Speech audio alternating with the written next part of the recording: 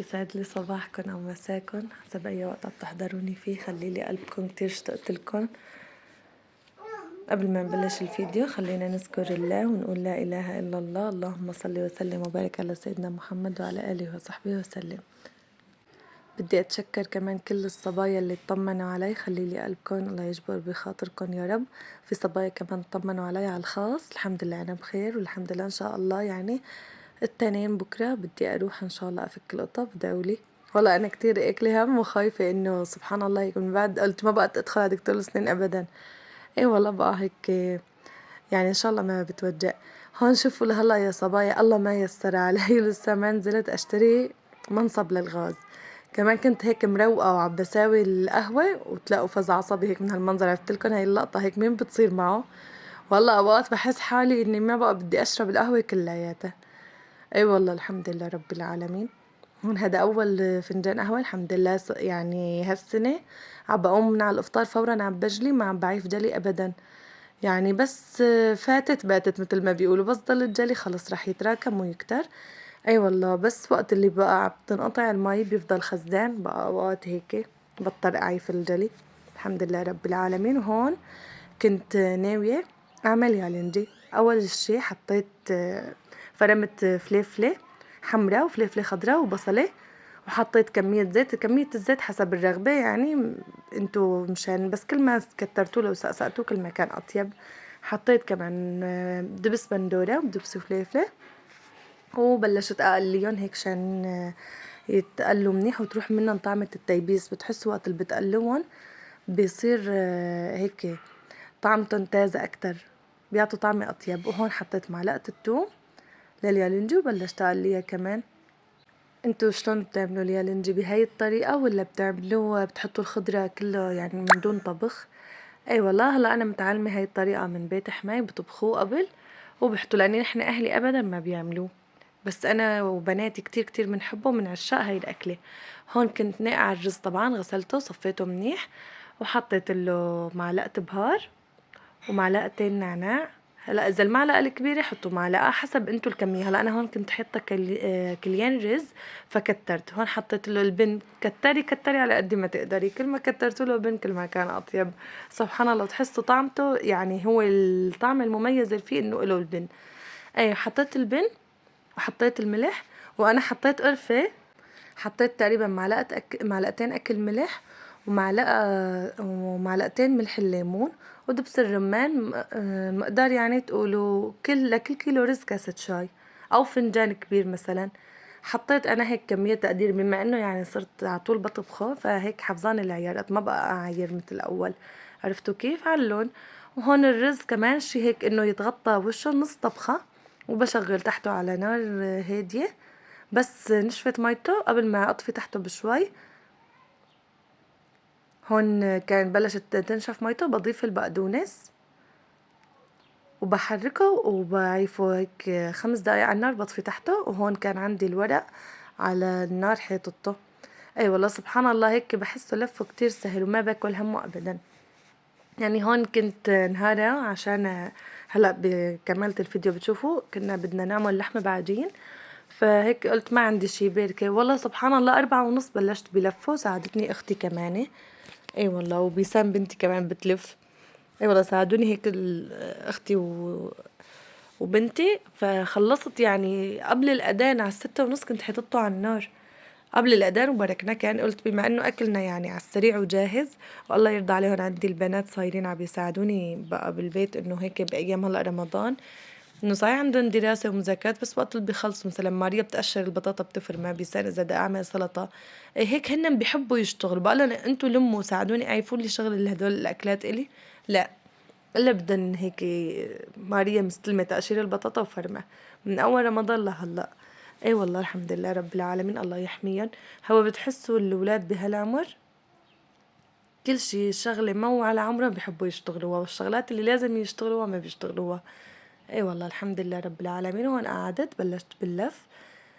آه الكمية هذا طبعا بده يكون اكتر، بدنا نعبي قلبه اكتر من اللي يبرق، يعني بياكل حشوة. هون الرز عندي كان نص سوية، وش قد طلع طيب وش قد طلع طيب. وطول ما عم بلف بناتي واختي تقول لي اختي عرفتي ايمتى تلفيه؟ نحن طول ما عم نلف بناكل من الحشوه، بنسكب صحن بناكله. الاولاد يقولوا لي امي اشتهينا بدنا ندوق. اي والله سبحان الله. وانا عم بلفه مالي خبر انه إلن اسمي بيت اختي ياكلوا منه، اختي التانية هي وجوزها. هون انا كنت عم بجهزه لتاني يوم مثل ما قلت لكم. هلا حيطت لكم بالفيديو بالاخير ساوت لي اختي مفاجأة هي وجوزها واجوا لعندي.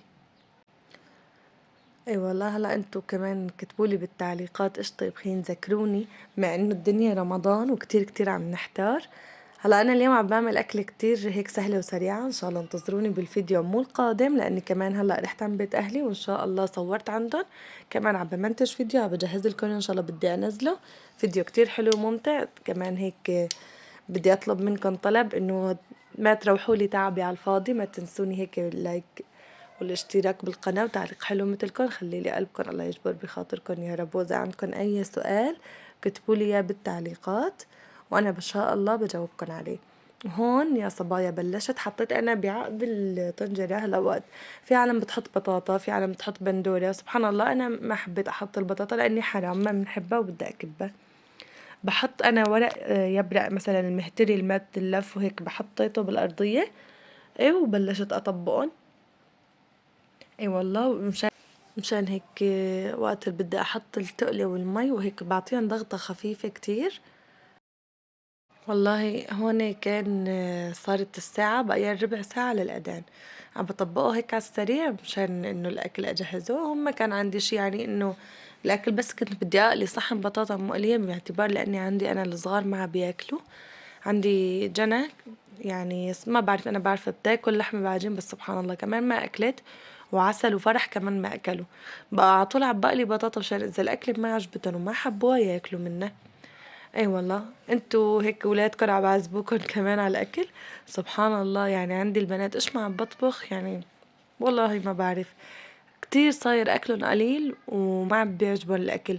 أو هو مو ست ما عم بيعجبهم الاكل، ما عم بيقبلوا يمكن، يعني لسه ما صار شوب لنقول مش شوب او هيك. يعني الجو عنا كتير كتير حلو هلا، يعني صاير مثل جو ربيع. بقى ايش قصة ما بعرف. هون كمان كنت رح اخلص.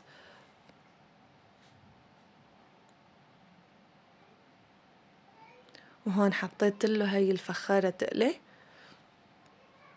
وبلشت احط له عياراته.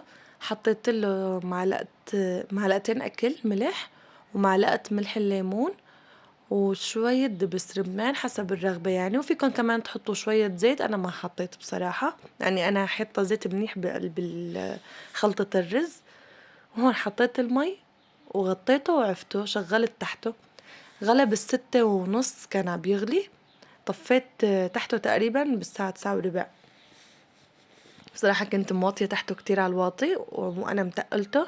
وعملت القهوة شفته بأول الفيديو، هي كنت عملتها بعد الإفطار. عملت القهوة وبركت يعني لل9:09:15 طفيت تحته. طبعا كان على نار هادية ومتقل منيح.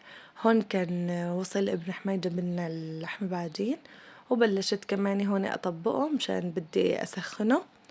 وهون اليالنجي كان على النار خالص. هلا أنا الولاد بحبوا اللحم العجين الأسود أكتر من الأحمر. عملت من الاتنين بس سبحان الله يعني عندي بس الكبار أكلوا بس بيسان وماريا وأنا أكلنا منه. بالعادة بأيام الإفطار يعني ما بيقدينا البركة إنه الكيلو. ايه سبحان الله. هلا ما بعرف هيك الولاد مو ما أكلوا وقدانا كتير في جنبه خير الله كتير. ومثل ما قلت لكم هيك بتحسوا بركة رمضان ظاهرة. هيك كان عندي الشكل النهائي للسفرة. عطوني رأيكم بالتعليقات. وطبعا الكبلة النية ما بصير بلاها برمضان، وصحن المحمرة ما بصير بلاهن. هلا أنا ما عطول بعمل بس سبحان الله هالسنة كتير الولاد عم بحبوها، بما إنه يعني اللي ما عم بيعجبه الأكل بصير بياكل. هون هيك حطيت طبعا اللحمة بعدين بده جنبه رشاد غير الشكل. هلا أنا صايمة عم بسجل لكم الصوت، عن جد اشتهيت. وهون صارت الساعة تقريبا 9:09:15. جيت اطلع عليه كان مستوي دايب، قلت لا خلص. طفيت تحته. وانا ما بصفي مرقته يا صبايا. هلا انتو بتصفوا مرقته، بطفي وبعيف التقلي عليه وعفته لتاني يوم. هذا السر اللي بيخلي اليالنجي عم يلمع.